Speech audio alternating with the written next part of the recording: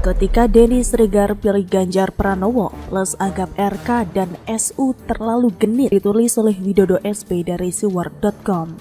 Sebelum kita lanjut, jangan lupa subscribe dan nyalakan loncengnya agar Anda menjadi yang pertama mendapatkan informasi dari jurnal terupdate. Denny Sregar sudah bersuara dan mengarahkan telunjuk pada Ganjar Pranowo. Ini bisa ditangkap secara jelas jika tayangan di Cokro TV yang dari judulnya saja sudah mengarah kenapa harus Ganjar Pranowo. Denny Sregar di antara seabrak pilihan yang saat ini, nama mereka beredar di banyak survei. Hanya Ganjar Pranowo atau GP yang dianggapnya paling pas meneruskan kepemimpinan Jokowi sebagai RI1 pada 2024 nanti. Indonesia butuh penerus Jokowi, bukan sekedar pengganti Jokowi. Begitu pesan yang disuarakan Denny Sregar. Memilih penerus itu beda sama pengganti. Kalau sekedar pengganti terus nanti salah pilih, maka bisa-bisa proyek besar IKN akan dibuat proyek mangkrak seperti bangunan Hambalang era SBY. Menariknya pada tayangan yang sama, Denny Sregar menyatakan bahwa Prabowo sudah terlalu tua buat dipilih untuk memimpin negeri ini. Mungkin kondisinya beda jika bicara soal Pilpres 2014 silam. Meski kita khawatir juga bahwa Prabowo akan mudah disetir tim sesnya kayak yang terjadi pada 2 edisi Pilpres terakhir. Bagaimana dengan Sandiaga Uno atau SU dan Ridwan Kamil atau RK yang disebut masih punya kemungkinan buat maju pada 2024 nanti?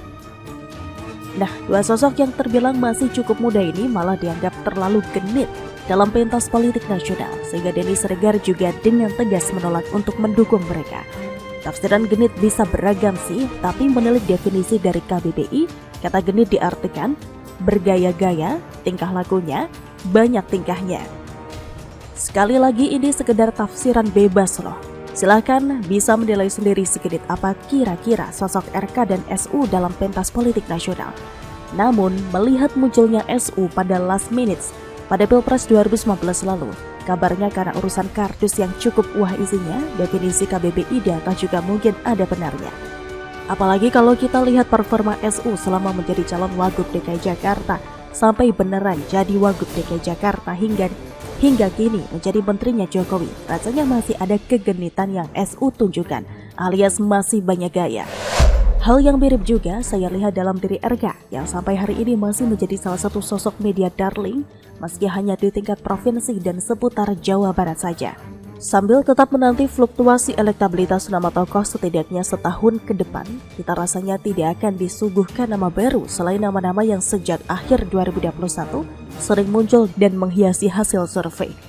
Meski lantas hasilnya terbagi 3 bagian besar antara papan bawah, tengah, dan atas, tapi sepertinya untuk 3 besar masih belum akan berubah, kecuali Anies mendadak dinyatakan bersalah dan mengenakan rompi oranye, atau mendadak Nasdem meralat dukungannya. Terus, soal sosok SU dan RK yang disebut terlalu genit tadi tampaknya masih sukar bersaing untuk mendapatkan tiket dan bertarung pada Pilpres 2024 nanti. Akhirnya, saya cenderung berada satu barisan dengan pilihan Bang Denny, yang sudah menentukan pilihan, yang tinggal tunggu waktu buat membuktikan apakah nanti PDIP akan mengusung Ganjar atau sosok lainnya.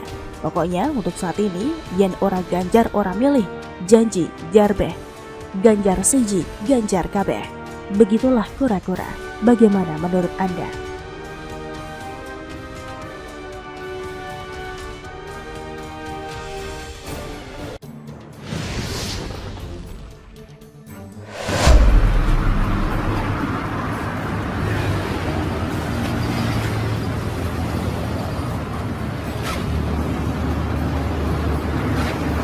Dah.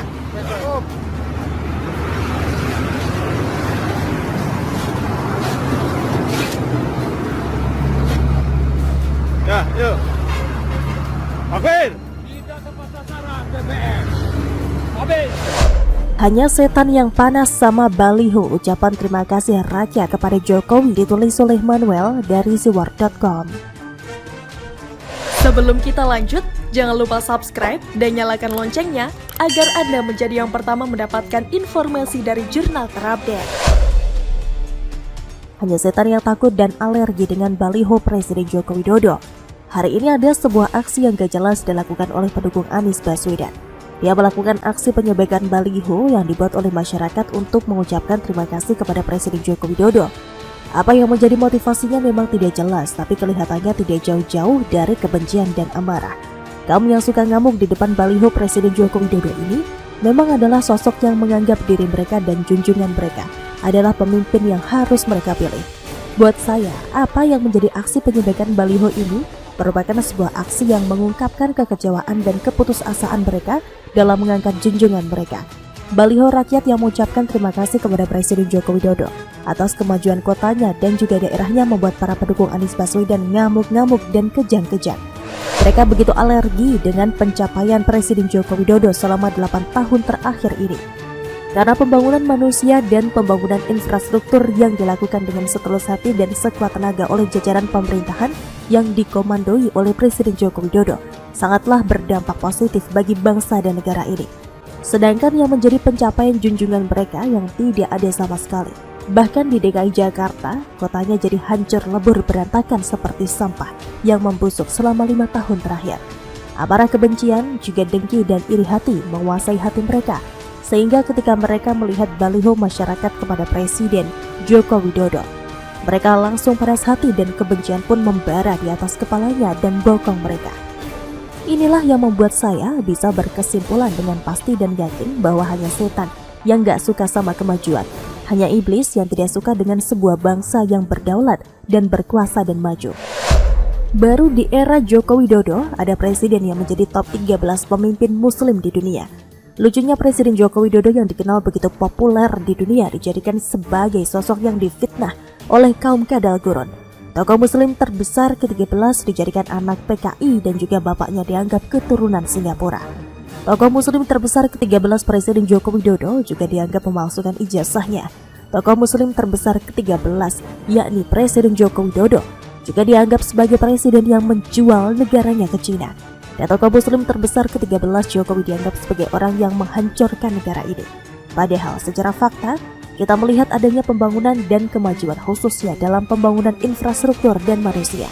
Betul bahwa tidak ada manusia yang sempurna, namun ada orang-orang yang menuju kesempurnaan.